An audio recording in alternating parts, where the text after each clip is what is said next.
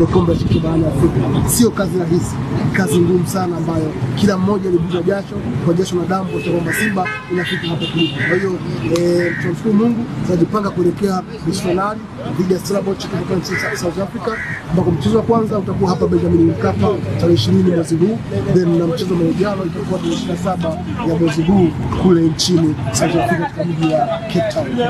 Yes. Tetesi na virigumi ambavyo vinaendelea ni kuchukua kombe la shirikisho. Watu wengi au mashabiki wengi wa Simba wanasema lazima kombe la shirikisho lirudi Tanzania. Why imekuwa na hizo casting kubwa sana? Kwa sababu ya progress ambayo Simba tunayo. Wow, fantastic.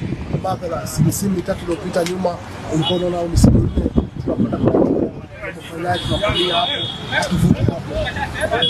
Ile dhana ya mwekezaji kutaka kuiona klabu ya Simba kwa klabu ya mfano barani Afrika kuchukua taji la Afrika ilikuwa inamuumiza sana. This time around tunaiona anaishi kwa vitendo. Kumbuka mahitaji ya klabu au mahitaji ya rais wetu wa heshima Mohamed Badjimo ambaye ni mwenyekiti wa kuongeza wa klabu ya Simba ni kutaka kuiona Simba ikichukua taji la Afrika. That's why akafanya uwekezaji mkubwa sana kwa Simba.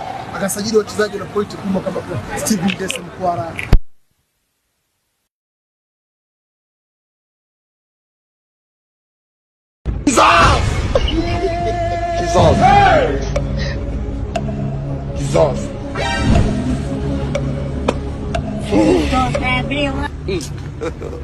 God have mercy upon us.